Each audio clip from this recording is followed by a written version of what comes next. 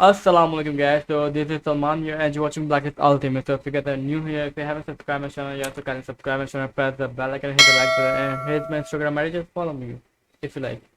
Today I'm just gonna react on I really respect Germany for this. So without any further delay, let's get into it. 1, 2, 3, AV, go. In Schwäbisch Hall, there is a bookstore that I like to stop into from time to time. Oh, okay. Irrelevant but interesting side note, that bookstore has been around since 1596. Oh. Wow. Wow, Now, in yeah. that bookstore, there's a small little English section where I found this book called Why the Germans Do It Better. Now, I'm only like 30 pages into the book, so I can't really recommend it or not recommend it yet. I will say it is pretty interesting so far. But what has caught my eye and made me want to make this video were two sentences on the first page of the book. Now, I've got to read two paragraphs to give you context for the two sentences. And here it is. In January 2021, Germany turned 150 years old, but its people barely marked that milestone. Germany, from the time of Bismarck to that of Hitler, is synonymous with militarism, war, the Holocaust, and division. No country has caused so much harm in so little time. And yet, two nearby anniversaries tell a different history. In November 2019, millions celebrated 30 years since the Berlin Wall came down. In October 2020, 3 decades had passed since reunification. Half of modern Germany's lifespan has been a tale of horror, war, and dictatorship.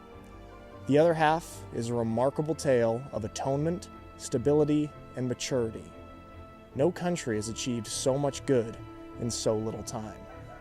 Those two sentences at the end of each paragraph. No country has caused so much harm in so little time. Yeah. And no country has achieved so much good in so little time. Oh. All right, everybody, of course, knows all the bad terrors from World War II and the Holocaust, but one thing I think a lot of people don't really know about, and I didn't really know about until I came to Germany, was how well this country does and how much effort it puts into making sure those horrible things never happen again in the future. And a big part of that is education on what had happened in the past. You know the old saying, those who do not know history are doomed to repeat it. I think Germany takes that pretty seriously. In the introduction of this book, a very powerful memorial tool is mentioned. Something that I've known about since my first year in Germany, something that I see all the time, something that whenever my family members come here to visit, I point it out to them and they always find it very powerful as well. I see these things all the time, and now that I'm actually looking for them, I can't seem to find them. But I know there's quite a few here.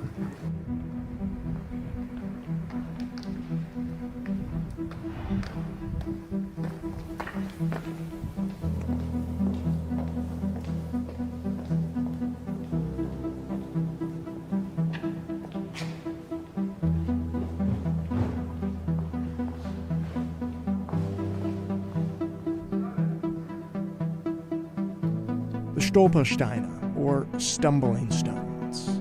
Now, I'll let Rachel from DW's Meet the Germans explain. One subtle yet striking part of the memorial culture in Germany are the Stolpersteine, or stumbling stones. These small brass squares are inscribed with the names of victims of the Nazi regime and set into the pavement outside their last known address. The project was started in the 90s by German artist Gunter Demnig, and today there are more than 75,000 stumbling stones across Germany and other countries. But even this is not without controversy. The city of Munich has actually banned the stones from being installed on public ground, after some people, including a prominent Jewish community leader, argued that it was disrespectful to commemorate victims with something on the ground that you can walk over. The city has instead opted for wall plaques like this one. So I can understand the controversy behind some of these. I mean, these are supposed to be memorials that pay respect to victims, and if they're on the ground, people can walk over them, and just by nature, that's not a respectful act.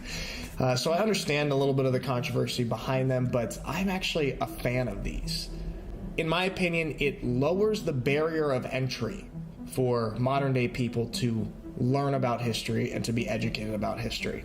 It's one thing to be interested and to go to a museum and read and see memorials and learn about it like that. But it's a whole other thing to just be going about your day-to-day life in your city and coming across these memorials that bring history right to you today. You know, you can't help but see those and think about the victims of those horrible events back in the day.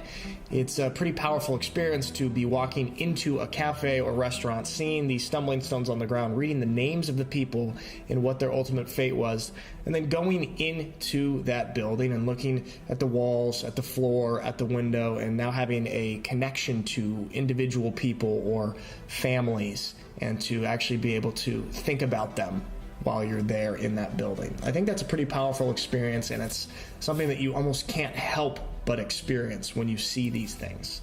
So I'm a fan of these because it makes learning about history and being informed and being able to pay respect to victims, it makes it much more common and like an everyday thing. Yesterday was November 9th, which is a significant day in German history. A lot of important things have happened on November 9th throughout the years in Germany. Two of the big ones are the fall of the Berlin Wall and then Kristallnacht, the Night of the Broken Glass in 1938. And last night I was walking through Schwäbisch Hall and I stumbled across a gathering of people who were basically paying tribute to the victims of Kristallnacht.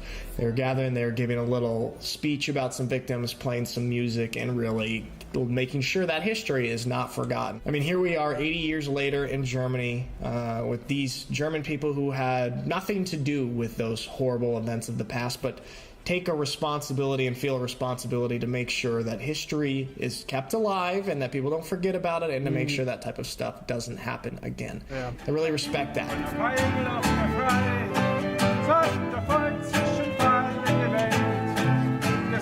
Oh my god. The more I learn about history, the more I realize that every single country has a dark past. But I think no country addresses their dark past as well as Germany. And I really respect its attitude and behavior on this subject. 70, 80 Jahre danach zu sagen, wir tragen daran Schuld, fände ich viel zu groß. Aber ich glaube, wir tragen eine Verantwortung, das was irgendwo verhindern, dass sowas wieder passiert.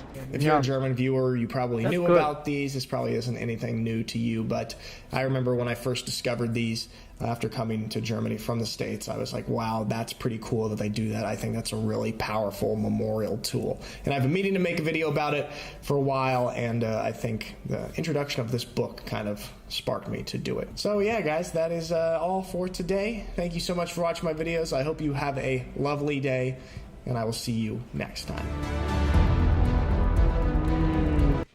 Amazing video, seriously. Before I was watching this video, I knew few things about, Germany, like about Hitler, and beautiful people. There's seriously beautiful people in Germany, like attractive, like like little bit, not much, but I just want to thank this guy for exploring Germany. Now I have more respect for German people. They are so, he said one thing, I just remember the one, no country caused so much harm in so little time, and no country achieved so much good in so little time. I have more respect for German people, so they're just amazing, yeah. If you guys want to see more videos on German people, just comment below. If you like this video, if you haven't subscribed my channel yet, so kindly subscribe my channel, press the bell icon, hit the like button, and till take care. I'll see you soon in the next video. Goodbye.